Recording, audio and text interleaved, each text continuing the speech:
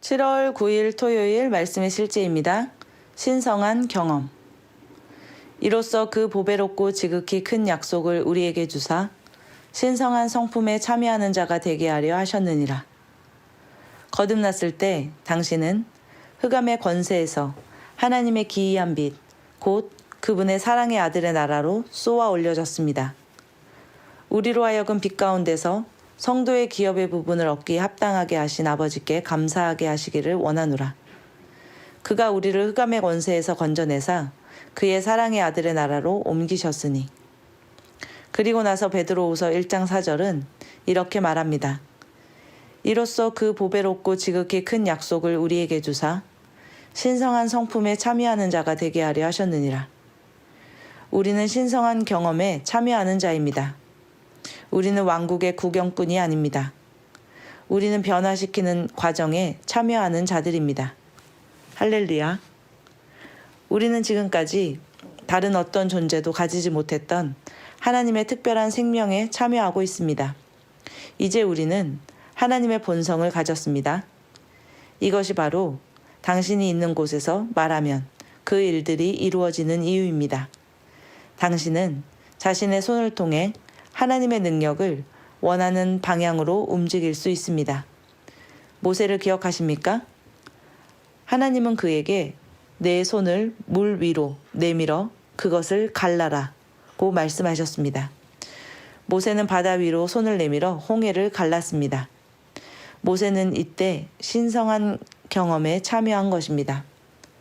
하나님은 말씀을 주시고 모세는 행동했습니다. 그러자 기적이 일어났습니다. 사람의 손과 거센 바다 사이에는 어떤 관계가 있었겠습니까? 하나님은 이를 통해 우리에게 영적인 메시지를 주고 계신 것입니다. 바로 그분과 하나됨, 그리고 신성한 경험에서의 우리의 역할에 대해 보여주고 계십니다. 예수님께서 요한복음 15장 5절에서 하신 말씀을 기억하십시오. 나는 포도나무요, 너희는 가지라.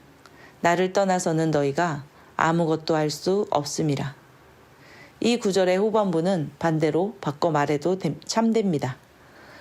우리가 그분을 필요로 하는 만큼 그분도 우리를 필요로 하십니다. 그분은 오늘날 우리 안에서 그리고 우리를 통해 역사하십니다. 당신이 마치 모세처럼 손을 들면 그것은 하나님의 손이 됩니다. 따라서 하나님께서는 당신에게 응답하십니다. 당신의 승리는 확정되었습니다. 당신이 해야 할 일은 그저 빛 가운데 행하는 것입니다. 신성한 경험 안에서 당신의 역할을 알고 행하기 위해 말씀을 공부하십시오. 당신은 평범한 사람이 아닙니다. 참고 성경 구절입니다. 요한일서 5장 11절에서 12절 말씀입니다. 또 그 증언은 이것이니 곧 하나님께서 우리에게 영원한 생명을 주신 것과 이 생명이 그분의 아들 안에 있다는 것이니라. 아들이 있는 자에게는 생명이 있고 하나님의 아들이 없는 자에게는 생명이 없느니라. 우리는 신성한 생명을 가지고 있습니다. 그러므로 우리는 신성한 성품에 참여하는 자가 되었습니다. 그것은 하나님께서 우리에게 말씀을 주셨고 우리는 그 말씀을 따라 믿음으로 행동할 때에 이 땅 가운데 하나님의 역사, 곧 기적이 일어나는 것입니다. 우리는 신성한 경험에 참여할 수 있는 특별한 생명을 가지고 있습니다. 하나님은 우리를 통하여 이 땅 가운데 일하십니다. 우리는 그분 안에서 행하고 있습니다. 우리는 빛 가운데, 생명 가운데, 신성한 경험 가운데 걸어가고 있습니다. 우리는 보통 사람이 아닙니다.